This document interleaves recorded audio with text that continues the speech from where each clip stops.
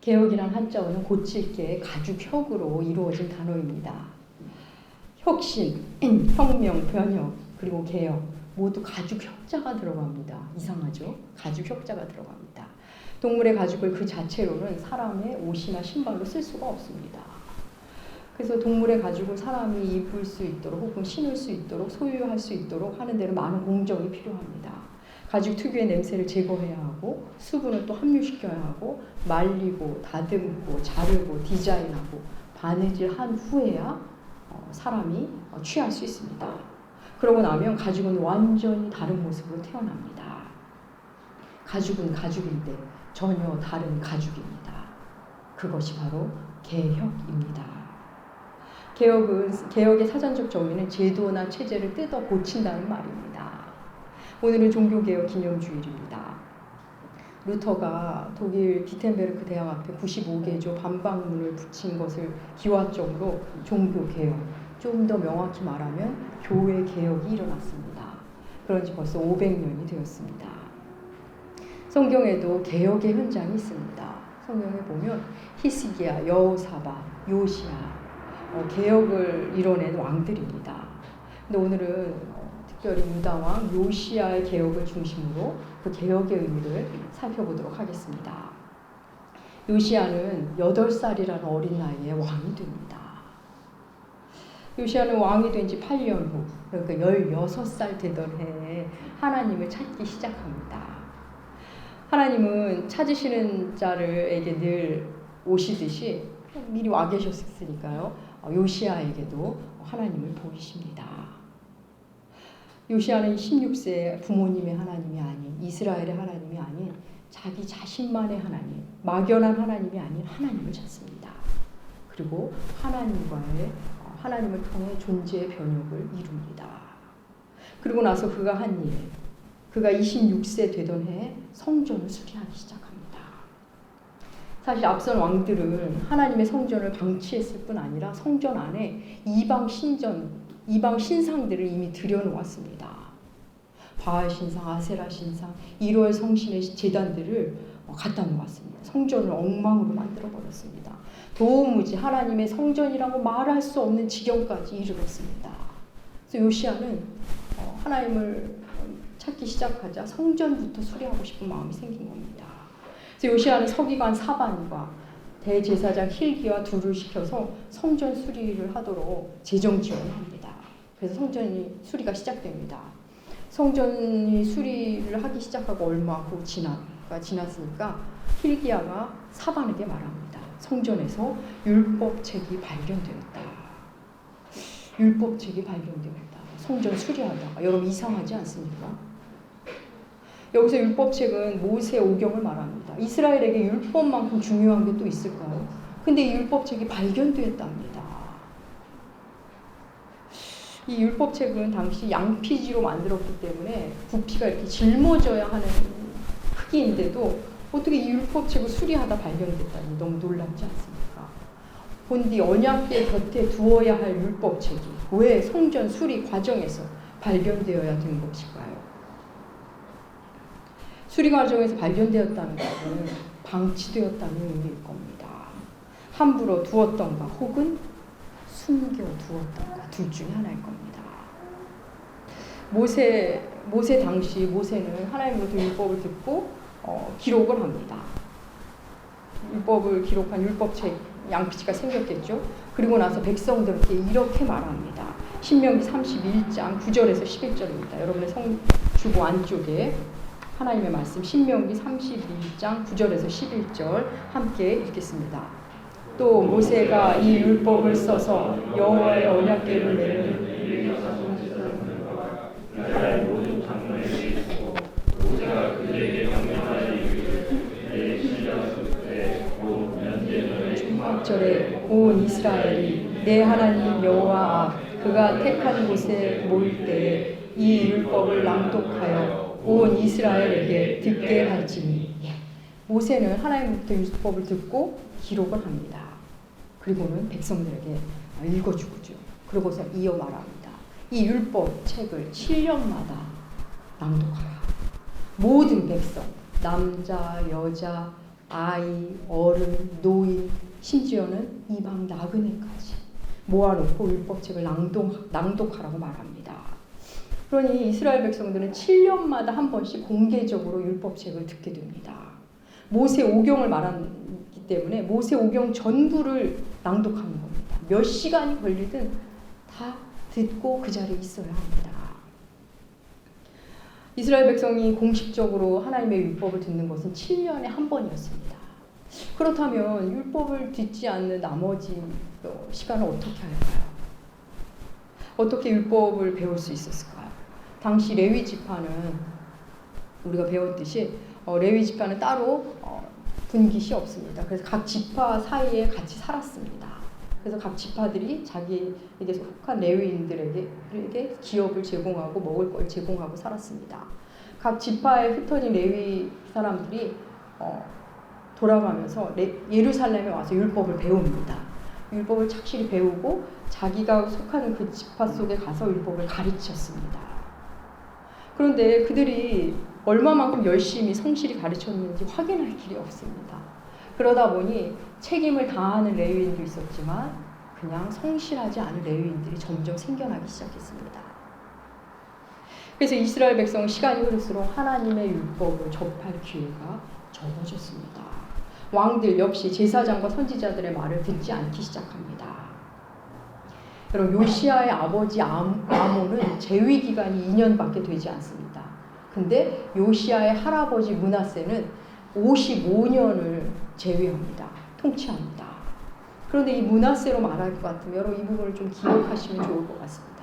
므낫세로 말할 것 같으면 유다 왕 중에 가장 악한 왕으로 기록된 왕입니다. 하나님을 등진 왕입니다. 그래서 므낫세는 자기 통치 기간에 하나님의 성전에 아세라 신상, 바알 신상 등 이방 신상들을 들여놓고 1월 성신의 제단을 쌓은 그런 왕입니다. 그러니 이 므낫세가 55년 동안 당연히 율법을 읽지 않았습니다. 하나님 앞에 악을 행하는 그 므낫세 몰래 선지자와 제사장들이 그 모세오경, 그 율법책을 성전 어딘가에 숨겨놓은 것이 분명합니다. 그리고 므낫세는 죽었고 그걸 숨긴 사람들도 죽었습니다. 그리고 세월이 흘러 요시아가 성전 구석구석을 수리하다가 이 율법책을 발견한 것입니다. 이 율법책을 발견한 hil기야가 사반에게 말하고 사반은 요시아 왕 앞에 가져와서 이 율법책을 읽습니다. 물론 다 읽진 않았을 겁니다. 학자들은 신명기를 읽었다는데 이의가 없습니다. 다 그의 요시아가 율법책을 읽고 한 행동을 보면 마땅히 신명기임을 우리가 추측할 수 있습니다. 그것도 아마 신명기 28장 우리가 추측합니다. 그래서 오늘 우리는 말씀 끝나고 신명기 28장을 낭독할 것입니다. 요시아는 생전 처음으로 하나님의 율법을 듣는 것입니다. 하나님의 말씀을 태어나서 처음 들어보는 겁니다. 그의 반응, 그는 하나님의 말씀을 듣고 옷을 찢습니다. 옷을 찢는다는 것은 마음을 찢는 통회입니다.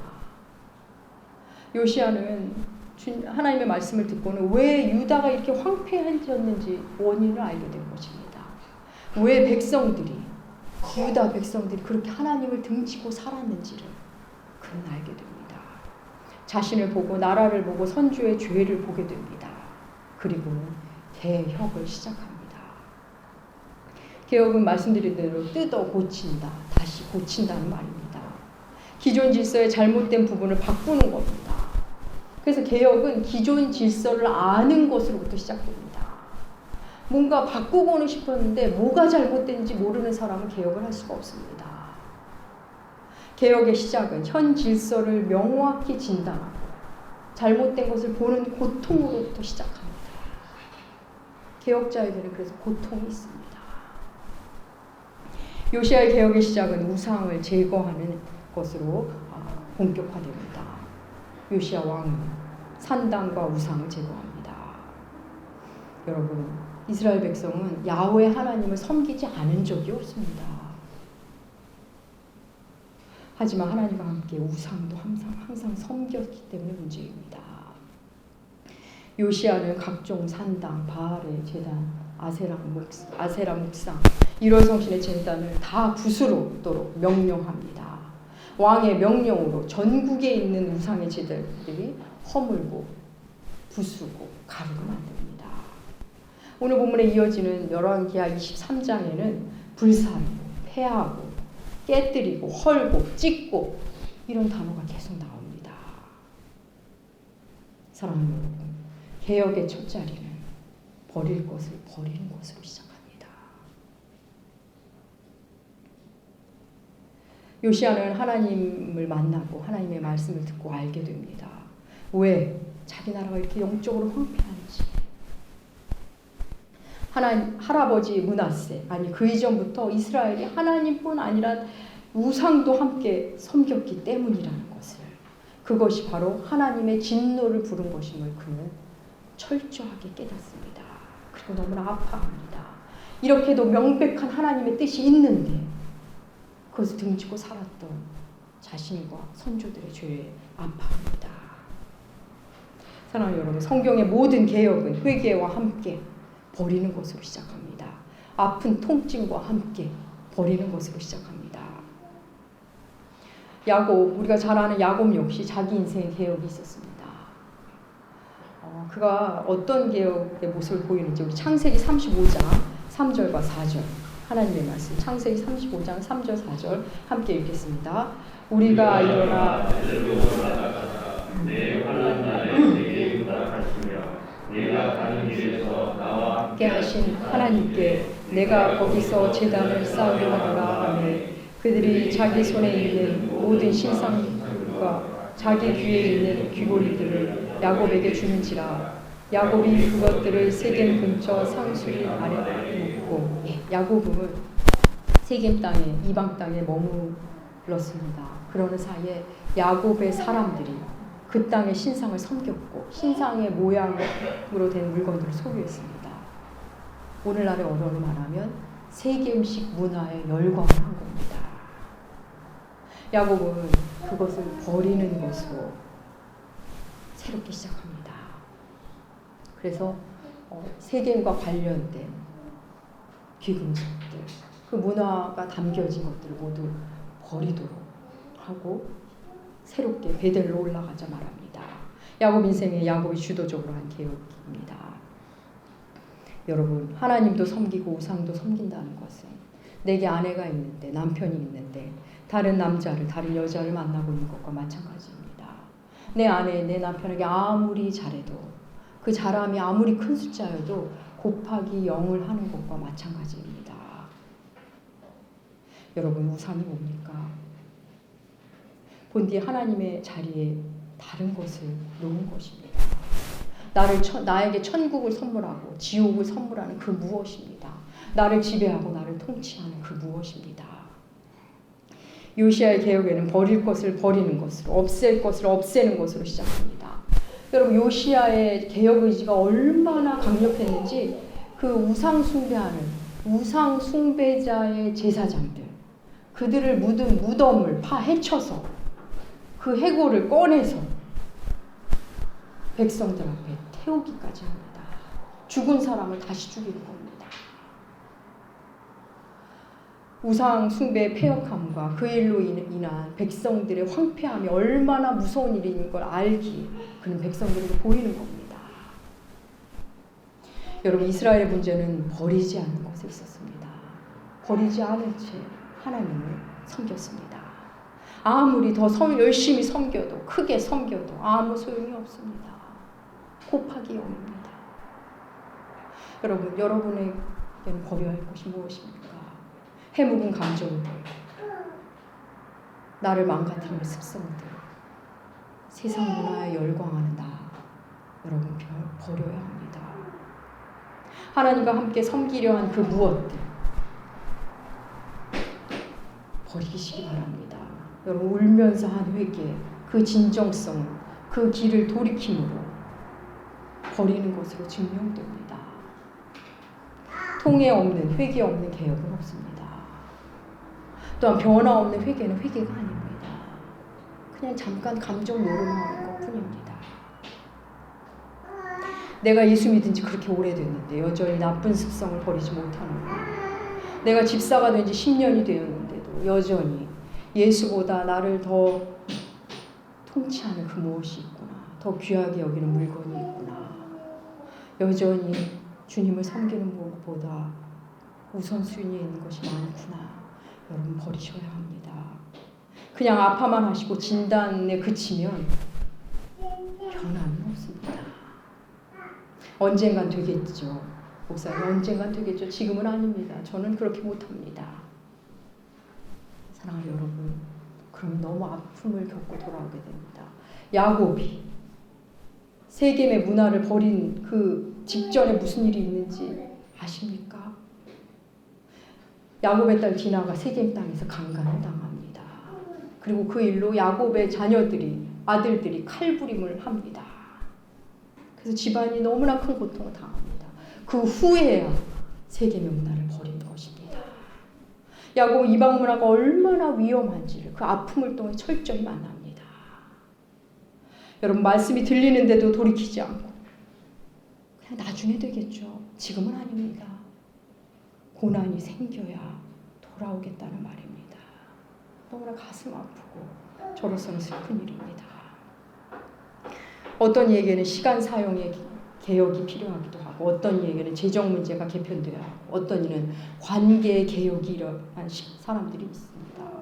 어떤 이는 아침이 변해야 되고 어떤 이는 밤이 변해야 되고 어떤 이는 취미가 변해야 하고 의식주가 변해야 하고 각각 우리는 변해야 할 그 무엇이 있을 겁니다. 사랑하는 여러분, 저는 매일 조금씩 변할 거예요. 대대적인 변화는 싫습니다. 고통스럽거든요. 예, 그러실 겁니다. 하지만 조금씩의 변화는 대대적인 변화 이후에나 있는 겁니다. 여러분 집이 다 쓰러져 가는데 허물어져 가는 집에 사는데 그 집에 아름다운 가구를 들여놓은 듯 예쁜 소품을 들여놓은 듯 멋진 조명을 단 듯 무슨 의미가 있겠습니까? 어서 이사를 가든지 대대적인 수리를 하든지 그것이 선행되어야 합니다. 그게 바로 개혁입니다. 여러분 개혁은 쉽지 않습니다. 어느 시대고 개혁 앞에는 기존 질서라는 어마어마한 힘겨운 큰 벽이 있습니다. 기존 질서가 체제를 유지하기 위한 원하는 기득권 세력들이 언제나 힘있게 버티고 있기 때문입니다.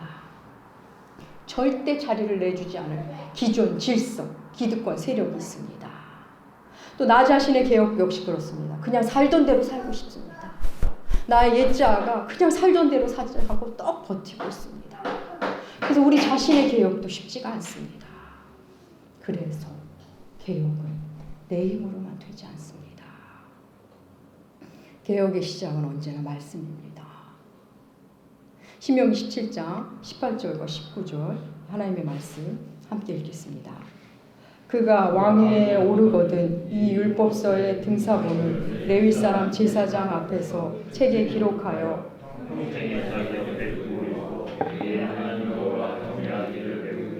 이 율법의 모든 말과 이 규례를 지켜 행할 것이라. 하나님 모세를 통해 명령하십니다. 왕은 항상 율법책을 곁에 두고 율례를 지켜 행하라. 여러분, 이게 대통령에게 주는 말일까요? 왕 같은 제사장은 우리에게 주는 말입니다. 물론 통치자에게도 주시는 말씀입니다. 우리가 왕 같은 제사장 아닙니까? 우리에게 주시는 말씀입니다. 여러분, 우리 교회 성경이 얼마나 많습니까? 종교 개혁의 정신은 그 500년 전 일어났던 종교 개혁의 정신 중심에는 오직 말씀이 있습니다. 루터가 제일 처음 한 일이 바로 성경 번역이었습니다. 라틴어로 된 성경은 사제들만의 성경이었습니다. 그것을 독일어로 번역하면서 성도들에게, 일반 성도들에게 돌려주는 것이 교회 개혁의 중심이 있었습니다. 우리들의 개혁은, 그리스도인의 개혁은 본질로 돌아가는 겁니다. 본질의 회복입니다. 도대체 본질이 뭔지는 성경을 읽어야만 알 수 있습니다. 여러분, 우리말 성경이 우리 곁에 오기까지 얼마나 많은 피 흘림이 있었는지 아십니까? 그럼에도 불구하고 주일마다 성경을 발견해서 가져오시는 거 아닙니까? 먼지 툭툭 털고 가져오시는 거 아닙니까? 사랑하는 여러분, 말씀 없는 개혁은 개혁일 수 없습니다. 돌이킴 없는 회개는, 돌이킴 없는 개혁은 없습니다. 고통 없는 개혁, 그런 거 없습니다. 사람들은 모두 너나 할 거 없이 한국교회가 부패했다, 너도 나도 말합니다. 맞습니다. 우리 조국교회가 너무 부패했습니다. 교회 안에 천민 자본주의가 힘을 발휘하고 돈 있는 자들이 쥐락펴락하려 하고 외모 지상주의와 학벌주의, 그런 우상들이 여기저기 있습니다. 또 신자라는 사람들은 어떻습니까? 목사라는 사람들, 직분을 가졌다는 사람들도 어떻습니까? 예배를 안 드린 적은 없지만 그 마음 안에 돈, 명예, 자기 고집, 자녀, 배우자라는 우상을 함께 섬기고 있습니다. 여러분, 나를 다른 것이 통치해왔구나를 발견하는 고통, 그 고통을 만나셔야 합니다. 나의 하나님은 자녀였구나, 나의 하나님은 돈이었구나, 나의 하나님은 외모였구나를 만나는 고통 앞에 서시기 바랍니다. 지금 우리 나무교회가 한국교회를 개혁하자 이런 말 아닙니다. 여러분, 교회가 아무리 개혁되어도 여러분 자신이 개혁되지 않으면 여러분 자신은 개혁의 대상밖에 되지 않습니다. 여러분, 인류 역사상 최고의 개혁자는 누구입니까? 예수 그리스도이십니다. 말씀 그 자체인 예수 그리스도. 그분은 성전 중심의 신앙을, 율법 중심, 제사장 중심의 신앙을 완전히 뒤엎으신 분입니다. 가진 자 중심, 지식인 중심, 남성 중심, 어른 중심의 신앙을 다 바꿔버리신, 뒤엎으신 분입니다.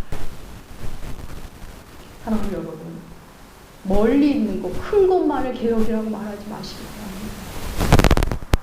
나 자신을 개혁하는 일로 우리의 개혁이 시작됩니다. 지금 말씀이 들려올 때 제발 버리고 정비하시기 바랍니다. 물론 쉽지 않으실 겁니다. 나 하나도 개혁 못하면서 제가 어떻게 교회를, 가정을, 사회를 개혁할 수 있겠습니까? 여전히 하나님보다 먼저인 것이 이렇게 많은데, 늘 하나님은 뒷전인데, 하나님은 늘 세 번째, 네 번째 말째로 있는데 어떻게 우리가 본질로 들어갈 수 있겠습니까? 하나님 속이는 일을 그만하시기를 간절히 부탁드립니다. 요시아는 16세라는 어린 나이에 하나님을 찾음으로 존재 개혁을 만납니다. 그 과정이 있었기에 한 나라의 왕으로서 그렇게 과감한 개혁을 행할 수 있었습니다. 하나님은 이 젊은 왕의 개혁을 매우 기뻐하셨습니다. 얼마나 기뻐하셨는지 성경에 요시야 왕을 향한 평가가 이렇습니다. 열왕기하 23장 25절입니다. 열왕기하 23장 25절, 요시야에 대한 성경의 평가 함께 읽겠습니다. 요시야와 같이 마음을 다하며 뜻을 다하며 힘을 다하여 모세의 모든 율법을 따라 여호와께 돌이킨 왕은 요시야 전에도 없었고 후에도 그와 같은 자가 없었더라. 사랑하는 여러분, 하나님의 책에 여러분의 이름이 이렇게 기록된다면 얼마나 좋을까요? 우리 나무교회가 이렇게 기록된다면 얼마나 좋을까요? 지금 내 삶의 자리부터 개혁하고 그 개혁된 자리에서 점진적으로 계속 개혁의 삶을 사는 사람들, 그 사람이 그리스도입니다. 사랑하는 나무교회 교우 여러분, 개혁은 역사 속에만 있는 단어가 아닙니다. 개혁은 우리 현실의 자리에 지금도 살아 숨쉬는 단어입니다. 성경은 우리에게 우리 개인의 자리에 그 단어를 가져가라 촉구합니다. 말씀만이 우리 개혁의 원동력입니다. 버리고 돌이키는 일, 개혁의 시작입니다. 사랑하는 나무교회 교우 여러분, 여러분의 남은 날들 예수를 따라 진정한 변혁의 삶을 사시는 여러분들 되시길 축복합니다. 기도하겠습니다. 하나님 아버지, 감사합니다. 다시 말씀, 다시 돌이킴, 다시 낮아짐, 다시 섬김. 주님, 우리 삶의 변혁자로 살게 하여 주시옵소서. 그 놀라운 변혁자 주님을 따른다고 하면서 우리는 여전히 우상을 숭배하는 사람은 아닙니다. 버릴 것은 과감히 버리고 취할 것은 용기 있게 취함으로 진정한 개혁자이신 예수를 따라 사는 우리가 되게 하여 주시옵소서. 감사드리며 존귀하신 예수님의 이름으로 기도합니다. 아멘. 예, 이제 요시아의 요시아의